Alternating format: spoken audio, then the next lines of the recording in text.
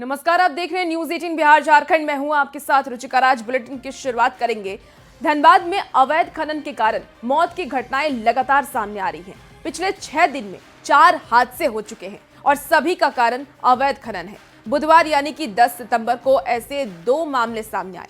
पहला मामला BCCL Lodhna area 10 की है, जहां खाली जर्जर आवास का छज्जा गिर गया और मलबे में 6 बच्चे दब गए, जिसमें से 3 की मौत हो गई और 3 की हालत बेहद ही गंभीर है। वहीं धनबाद के निरसा में भी अवैध जो चाल है वो धंस गई और 2 लोग की मौत वहां पर भी हो गई है। 2 लोग मौत की आगोश में समा गए हैं। इससे पहले 5 सितंबर को भी धनबाद में 2 बड़े हादसे हुए थे। एक हादसा मां अंबे आउटसोर्सिंग कंपनी की ओपन कास्ट परियोजना में हुआ था, जिसमें खाई में वैन गिर गई और वैन में सवार सभी 6 मजदूरों की मौके पर ही मौत हो गई थी। वहीं दिन के समय आपको बता दें कि राम कनाली ओपी के बुट्टू बाबू बेहरा के पास भूस्खलन की घटना हुई और करीब 6 घर जमीन दोज हो गए। इस हादसे में भी कुछ लोगों के लापता होने का दावा किया जा रहा है और ये अलग अलग जो तस्वीरें हैं आपको टीवी स्क्रीन पर दिखा रहे हैं, ये 4 तस्वीरें जहां ये 4 बड़े हादसे हुए। 6 दिन में 4 हादसे और 11 लोगों की मौत। आखिर कौन है इसका जिम्मेदार? बीसीसीएल जहां एक तरफ कोयला उत्पादन कर रही है तो दूसरी ओर मौत भी बांट रही है, क्योंकि हाल के दिनों में जो घटनाएं हुई है वह इसके प्रमाण है। 11 सितंबर को लोधना क्षेत्र में बीसीसीएल के जर्जर भवन के आवास का छज्जा गिरा, जहां बारिश से बचने के लिए 6 बच्चे सहित अन्य लोग छिपे हुए थे, लेकिन छज्जा गिरते ही वे सभी मलबा में दब गए। रेस्क्यू किया गया, लेकिन 3 मासूम बच्चे की मौत हो गई। वहीं 3 बच्चे गंभीर रूप से घायल हो गए और घायलों का इलाज एसएनएमसीएच में चल रहा है। वहीं 5 सितंबर को बीसीसीएल एरिया 4 के अंगार पथरा आउटसोर्सिंग में एक बड़ा हादसा हुआ, जिसमें 6 गरीब मजदूरों की जान चली गई। इसके साथ ही 18 अगस्त को जोगता के डेंजर जोन में भूधसान हुआ, जहां एक घर जमींदोज हो गया और कई घर उसके जद में आ गए और आज भी उस क्षेत्र में लोग दहशत में रह रहे हैं। वहीं 28 अगस्त को केंदुआरी थाना क्षेत्र में रहने वाली अंजू देवी अपने घर से बाहर निकलकर कपड़ा टांग रही थी और उसी समय उसके पैर के नीचे की जमीन धंस गई और वह लगभग 30 से 40 फीट गोफ में समा गई। गनीमत रही कि किसी तरह उनकी जान बच गई। इन घटनाओं को देखकर कहीं ना कहीं बीसीसीएल की जो लापरवाही है वह उजागर हो रही है, क्योंकि एक तरफ माइंस में दुर्घटनाएं हो रही है तो वहीं जो आवासीय क्षेत्र है, जो जर्जर आवास है, उन्हें तोड़ा नहीं गया है और जब कोई व्यक्ति उस स्थान पर छिपते हैं तो वो जर्जर भवन गिर जाते हैं और उसमें मलबे में दबकर लोगों की जान चली जा रही है।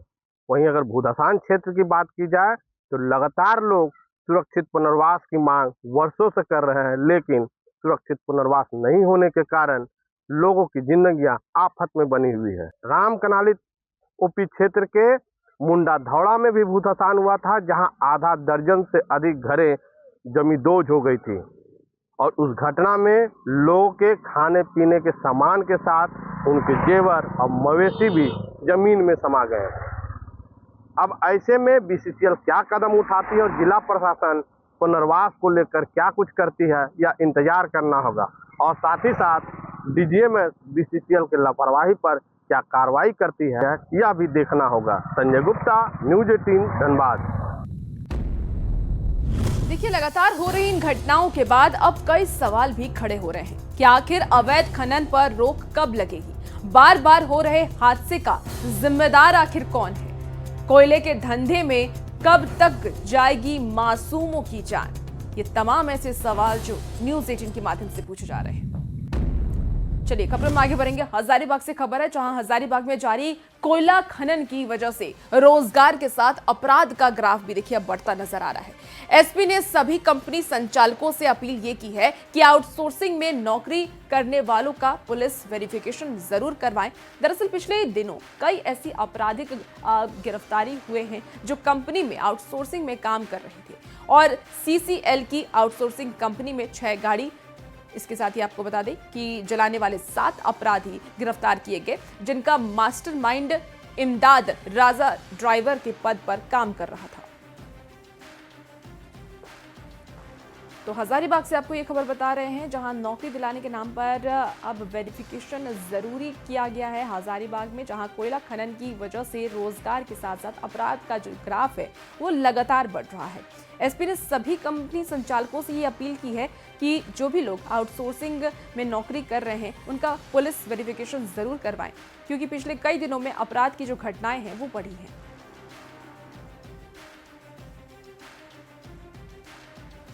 जो नए लोग हैं वो भी बहकावे में आके घटना करते हैं, किसी के कहने पे लोभ में आकर के, है ना, पैसे के लालच में आकर के करते हैं।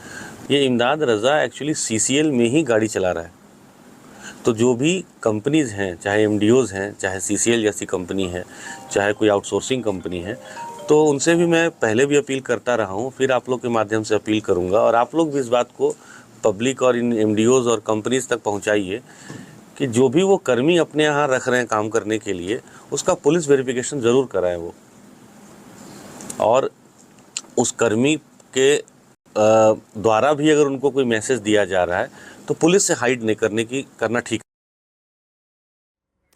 देखिए इसी बीच एक बड़ी खबर सामने आ रही है। दिल्ली पुलिस की बड़ी कार्रवाई हुई है। 5 आतंकियों को गिरफ्तार किया गया। अलग अलग राज्यों से गिरफ्तारी हुई है। झारखंड से भी एक आतंकी गिरफ्तार किया गया है। तो झारखंड से अजहर दानिश की गिरफ्तारी हुई है। आईईडी बनाने में इस्तेमाल कुछ पार्ट्स जब्त किए गए हैं। बड़ी खबर, आतंकी संगठन का बड़ा खुलासा हुआ है। दिल्ली पुलिस की तरफ से ये बड़ी कार्रवाई की गई। 5 आतंकियों को गिरफ्तार किया गया। अलग अलग राज्यों से ये गिरफ्तारी हुई है। तो झारखंड से भी एक आतंकी गिरफ्तार किया गया है। झारखंड से अजहर दानिश की गिरफ्तारी की गई है। आईडी बनाने में इस्तेमाल कुछ पार्ट्स भी पुलिस ने फिलहाल जब्त किए हैं।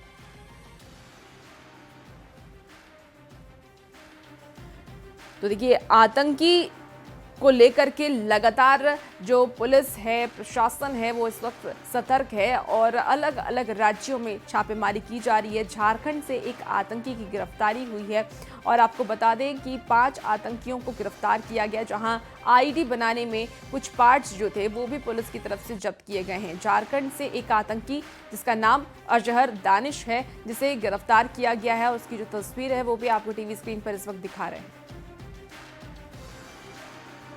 इसी बीच देखिए गढ़वा से बड़ी खबर आ रही है, जहां घर में देशी बम से हमला किया गया है। गढ़वा पुलिस मेंस एसोसिएशन के अध्यक्ष के घर पर हमला हुआ है। अध्यक्ष रवि कुशवाहा बाल बचे हैं। अज्ञात अपराधियों ने घटना को अंजाम दिया तो जमीन विवाद में घर में फेंका गया था बम। 2 बम वहां पर फट गए। 2 जिंदा बम भी बरामद किया गया है। बाइक से आए थे ये सभी आरोपी और शहर थाना क्षेत्र के नगर चौक की ये घटना बताई जा रही है। गढ़वा से आपको ये खबर बता रहे हैं, जहां बता दें आपको कि गढ़वा पुलिस मेंस एसोसिएशन के अध्यक्ष के घर पर यह हमला किया गया है। अध्यक्ष रवि कुशवाहा इसमें बाल बच गए। अज्ञात अपराधियों ने इस घटना को अंजाम दिया। हम जनवरी से मकान का निर्माण कर रहे हैं। ये पिपरा कला के हैं, रूडू पाने उनसे ज़मीन लेके 40 में घर का निर्माण कर रहे हैं। निर्माण करते समय में 2-3 बार बाधा आया इसमें। कुछ असामाजिक तत्व धमकी भी दिया हमको। इसकी सूचना बार हम थाना को दिए, पीसीआर को बुलाने के बाद भी एक मतलब आवेदन भी दिए। अभी 7 दिन पहले ये फोन करने लगे तो बाधा आया तो रोका। ये सब धमकी दिया कि जला के मार देंगे घर में। तो इसका लिखित आवेदन दिए, थाना प्रभारी से मिले भी, तो उस पर कोई ज़्यादा एक्टिव तो नहीं हुए। जाँच जैसी करके नॉर्मल हो गई। उस व्यक्ति को बुलाए भी नहीं। और ज्यादा जानकारी के साथ न्यूज़ 18 संवाददाता नीलकमल हमारे साथ इस वक्त सीधे फोन लाइन पर जुड़ गए हैं। नीलकमल, देखिए मेंस एसोसिएशन के अध्यक्ष के घर पर यह हमला हुआ है। हालांकि उनकी जान तो बच गई है, लेकिन क्यों ये हमला किया गया और फिलहाल पुलिस की तरफ से क्या कुछ कार्रवाई की जा रही है, क्या जानकारी है? देखिए, जिस तरह का ये मामला है, ये पूरी तरह से बताया जा रहा है कि जमीन विवाद का मामला है और इसको लेकर के पहले भी रवि कुशवाहा को धमकी भी मिली है। और कल रात जब वो अपना नवनिर्मित घर को देखने के लिए पहुंचे थे, उसी दौरान अज्ञात बाइक सवार वहां पहुंचे और जो देसी बम है उससे हमला कर दिया। उस घर में 4 बम फेंके गए थे, जिसमें 2 विस्फोट हुए, जिससे ये पूरा परिवार जो है दहशत में है। और आपको बता दूं कि पूर्व में भी थ्रेटनिंग मिला था, इसको लेकर के थाने में मामला दर्ज कराया गया था, लेकिन उस पर गंभीरता से कार्रवाई नहीं की गई, जैसा कि इनका आरोप है। हालांकि इस घटना के बाद फिलहाल पुलिस जो है मामला तो नीलकमल, जिस पर ये एफआईआर दर्ज किया गया था, क्या वही ये आरोपी हैं जिन्होंने बम फेंका है? फिलहाल देखिए, जो कल रात में घटना को अंजाम दिए हैं उसके बारे में ये रवि कुशवाहा जो हैं लिखित आवेदन दिए हैं, लेकिन जो कल की घटना है उसके बाद से ये परिवार दहशत में है। और पहले भी ठीक है, बिल्कुल आप नजर बना के रखिए नीलकमल, तमाम अपडेट आपसे लेंगे। बहुत शुक्रिया जानकारी के लिए। इसी बीच देखिए, बड़ी खबर रांची से है, जहां हेमंत सोरेन अब नियुक्ति पत्र सौंपने वाले हैं। झारखंड नगर पालिका सेवा स्वर्ण के विभिन्न पदों पर नियुक्ति पत्र सीएम सोरेन की तरफ से सौंपा जाएगा। 19 अभ्यर्थियों को सौंपा जाएगा नियुक्ति पत्र। तो झारखंड मंत्रालय में 12 बजे नियुक्ति पत्र वितरण कार्यक्रम होना है। झारखंड पर्यटन और JTDC के लोगो और वेबसाइट का भी शुभारंभ किया जाएगा। बड़ी खबर आपको इस वक्त रांची से बता रहे हैं, जहां आज सीएम हेमंत सोरेन की तरफ से नियुक्ति पत्र वितरण किया जाएगा, नियुक्ति पत्र दिया जाएगा। नगर पालिका सेवा स्वर्ण के विभिन्न पदों पर ये नियुक्ति पत्र सौंपेंगे सीएम सोरेन। 19 अभ्यर्थियों को सौंपा जाएगा नियुक्ति पत्र। इसी बीच एक और बड़ी खबर राजधानी रांची से आ रही है, जहां बीजेपी का जिला मुख्यालय में प्रदर्शन हुआ है। सूर्य हांसदा एनकाउंटर को लेकर के प्रदर्शन किया गया। नगरी में रिम्स 2 को लेकर के प्रदर्शन हुआ है। सूर्य हांसदा मामले में सीबीआई जांच की मांग की गई है। प्रदेश के अधिकतर बड़े बीजेपी नेता इसमें शामिल होने वाले हैं। बड़ी खबर बीजेपी के प्रदर्शन को लेकर के आपको बता रहे हैं, जहां बीजेपी का जिला मुख्यालय में प्रदर्शन होने वाला है। सूर्य हांसदा एनकाउंटर को लेकर के प्रदर्शन है, इसके साथ ही रिम्स 2 को लेकर के भी बीजेपी ये प्रदर्शन करने वाली है। बीजेपी के द्वारा आज प्रदर्शन किया जा रहा है। 2 मुद्दों को लेकर बीजेपी के नेतागण और कार्यकर्ता जो है वो प्रदर्शन करेंगे। रांची के जिला स्कूल से ये प्रदर्शन जो है वो शुरू होगा, जो कि उपायुक्त कार्यालय तक जाएगा। सूर्या हांसदा और रिम्स 2 के लिए जमीन अधिग्रहण को लेकर बीजेपी के द्वारा ये कहा जाए तो प्रदर्शन जो है वो किया जा रहा है। सभी मुख्यालय और जिला मुख्यालय और प्रखंड मुख्यालयों पर ये प्रदर्शन जो है वो देखने को मिलेगी, जिसे देखते हुए सुरक्षा व्यवस्था के चाक चौबंद इंतजाम जो है वो प्रशासन के द्वारा किए गए हैं। मामले को लेकर हर जगह जो सुरक्षा बंदोबस्त है उसे बढ़ाया गया है, चाहे जिला स्कूल हो या फिर कांके का इलाका, कांके प्रखंड कार्यालय का इलाका, या फिर जो जिला मुख्यालय है उपायुक्त कार्यालय, उसकी भी सुरक्षा व्यवस्था जो है वो पुख्ता की गई है, ताकि कोई भी आपात स्थिति से निपटा जा सके। इसे देखते हुए प्रशासन पूरी तरह से मुस्तैद है। इस वक्त हम आपको जिला स्कूल का नज़ारा दिखा रहे हैं, जहां पर बीजेपी के प्रदर्शन से पहले ही जो फोर्सेज हैं वो डिप्लॉय हो चुकी हैं और पूरी तरह से सुरक्षा व्यवस्था को चाक चौबंद किया जा रहा है। कैमरामैन प्रभाकर के साथ ओम प्रकाश, न्यूज़ 18 रांची। तो वहीं बीजेपी के प्रदर्शन से पहले राज्य में सियासत भी देखिए तेज हो गई है। जेएमएम और कांग्रेस ने बीजेपी पर हमला बोला और सरकार पर झूठा आरोप लगाने की बात कही। वहीं बीजेपी ने वर्तमान सरकार राज्य को आदिवासी विरोध बताया है। तो ये तो एक राहत की सांस ली है लोगों ने। कोई अपराधी का मारा जाना, उग्रवादी का मारा जाना पुलिस के हाथों, ये तो स्वागत योग्य कदम है, लेकिन राजनीति उस पर, और इनके कार्यकाल में ही ज्यादा केस दर्ज हुए हैं। तो क्या उस समय की पुलिस, जो आपकी पुलिस थी, क्या फर्जी मुकदमे किए गए थे? मतलब अपराधियों को अब गिरफ्तार ना करो। भारतीय जनता पार्टी की यही फितरत हो गई कि अपराधियों को अब गिरफ्तार ना करो। तो ठीक है, लोकतंत्र है, आंदोलन करे। जनता अब इनको इस राज्य में आंदोलन करने लायक ही रखी है। सरकार अपने आप को अगुआ सरकार कहती है, दूसरी तरफ आदिवासियों को ही शोषण कर रही है, आदिवासियों पर ही जुल्म सितम ढा रही है, तो ये भारतीय जनता पार्टी बर्दाश्त नहीं करेगी और उसके खिलाफ विरोध प्रदर्शन का आयोजन है। दुमका के अग्रसेन भवन में बीजेपी की ओर से कार्यशाला का आयोजन किया गया। कार्यक्रम में शामिल बीजेपी का कार्यकारी प्रदेश अध्यक्ष रविंद्र राय ने सूर्य हांसदा एनकाउंटर के बहाने राज्य सरकार पर निशाना साधा। बीजेपी के आरोप पर दुमका विधायक बसंत सोरेन ने भी पलटवार किया है और बीजेपी पर बेवजह की बातों को हवा देने का आरोप लगाया। सूर्य हांसदा पहले मर चुके थे, लेकिन रात के अंधेरे में उनकी मौत को कानूनी जामा पहनाने के लिए जंगल में ले जाकर के गोली मारी गई और जहां गोली मारी गई वहां रक्त का कोई बुंद नहीं था। यह स्पष्ट है कि उनके शरीर को पहले ही जला दिया गया था, वो चाहे जिस चीज से जलाया गया। उनका नेता होगा, ये हो सकता है कि वो उनके नेता होंगे, वो जन के नेता कहना गलत होगा। ये मत कहिए कि वो जन के नेता थे, उनके भारतीय जनता पार्टी के नेता होंगे। और चूंकि उस दल में इस तरह के लोग होते हैं तो हो सकता है उनके बहुत बड़े नेता होंगे वो, लेकिन इस तरह के किसी नाम के व्यक्ति को मैं नहीं जानता। इसे पार्टी की संगठनात्मक मजबूती और आगामी रणनीति को लेकर के चतरा में कांग्रेस के पार्टी पर्यवेक्षक ने दौरा किया है। बैठक में महाराष्ट्र के रामटेक से सांसद श्याम कुमार और झरिया की पूर्व विधायक पूर्णिमा नीरज सिंह के साथ कई नेता भी वहां पर शामिल रहे। नेताओं ने स्थानीय कांग्रेस पदाधिकारियों और कार्यकर्ताओं के साथ संगठन की स्थिति, सदस्यता अभियान और आगामी चुनाव के समीकरण पर चर्चा की। इस मौके पर बीजेपी पर लोकतंत्र की आत्मा को कमजोर करने का भी आरोप लगाया गया। मुंह से, आपकी जबान से वही निकलता है जो आपके मन में चलता है, तो ऐसे लोगों से मुझे लगता है लोगों को फिर बचना चाहिए। अगर जो अमर्यादित भाषा का प्रयोग करते हैं, प्रयास ये भी रहना चाहिए कि जनता को उनके बारे में ज़्यादा से ज़्यादा पता चले, ताकि ऐसे लोग राजनीति से दूर हो सके, जनता उनको खुद दूर कर सके। लोग जब 300 से ज़्यादा सांसद प्रोटेस्ट कर रहे थे और हमें इलेक्शन कमीशन पे मिलने जा रहे थे और उस समय देश के 300 से ज़्यादा सांसदों को अरेस्ट किया गया, तो कहीं ना कहीं लोकशाही की हत्या थी और लोकतंत्र को ख़त्म करने का षड्यंत्र था। तो ऐसे व्यक्ति चेयर पे कैसे बैठ सकता है?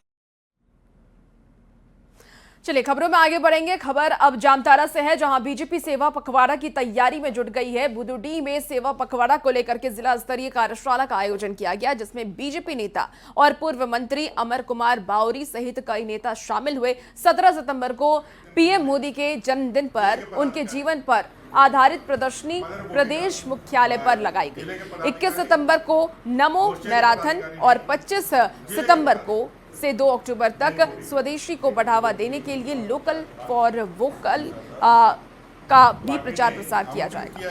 उनके सेवा को हम लोग अपने जीवन का हिस्सा मानते हैं और अपने प्रेरणा स्रोत जो अपने नेता हैं आदरणीय प्रधानमंत्री जी का 75वां जन्म दिवस इस बार 17 तारीख को हो रहा है। 17 सितंबर से 2 अक्टूबर तक एक पखवाड़े के रूप में हम इसे हर वर्ष मना रहे हैं और इस बार भी हम लोग इसे अच्छी तरीके से मनाएंगे, जिसमें रक्तदान शिविर के साथ साथ स्वच्छता के बृहद अभियान और दिव्यांगजनों के कृत्रिम अंगों के साथ साथ।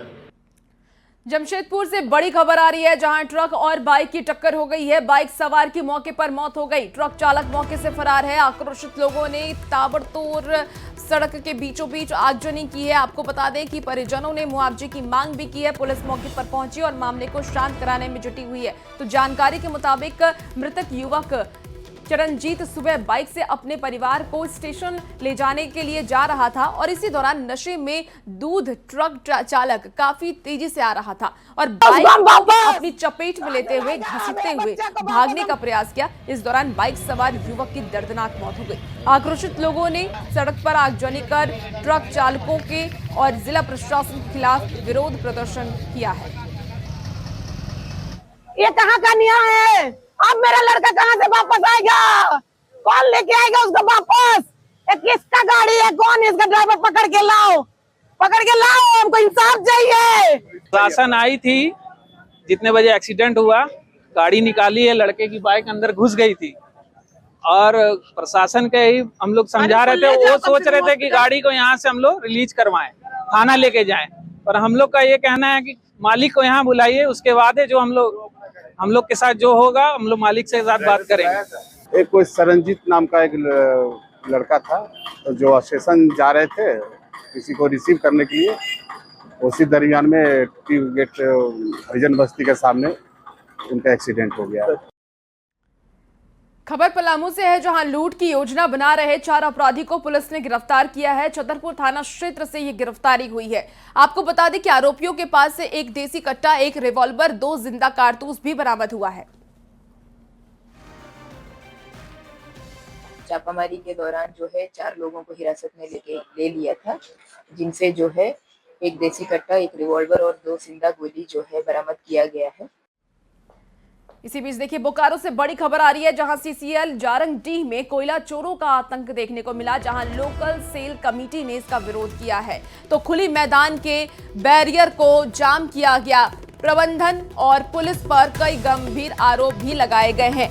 रात भर कोयला चोरी का आरोप लगाया गया। विरोध करने पर धमकी देने का भी आरोप लगा है। आपको बता दें कि डीओ होल्डरों को नहीं मिल पाता है कोयला। बाइक से कोयला ले जाते समय आज जो वीडियो है वो सामने आया है। बड़ी खबर, कोयला चोरों का आतंक देखने को मिल रहा है। लगातार बोकारो से ये खबर आ रही है, जहां सीसीएल जारंगडीह में कोयला चोरों का आतंक देखने को मिला।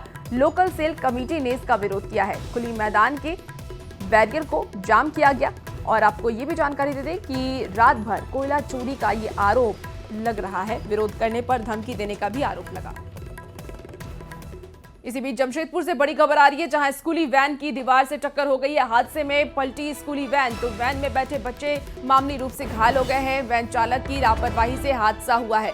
लापरवाह चालक के खिलाफ कार्रवाई की मांग अब परिजनों की तरफ से की जा रही है। ये हादसे की तस्वीर भी आपको दिखा रहे हैं। देखिए किस तरीके से स्कूली वैन पलट गया और दीवार से स्कूली वैन की टक्कर हुई। हादसे में स्कूली वैन पलटा, जिसमें जो बच्चे सवार थे वो गंभीर रूप से घायल तो नहीं हुए हैं, लेकिन उन्हें चोट आई है। लेकिन उसके बाद उनके परिजन वहां पर पहुंचे और उसके बाद लगातार ड्राइवर पर कार्रवाई की मांग की जा रही है।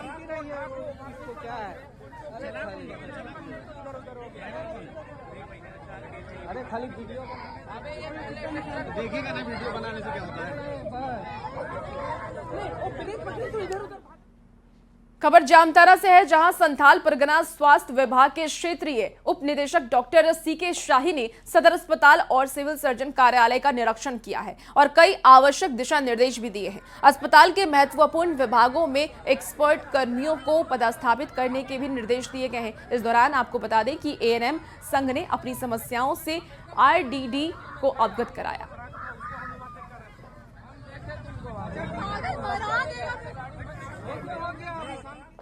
फिलहाल इस बुलेटिन में इतना ही। आप बने रहिए न्यूज़ 18 बिहार झारखंड के साथ।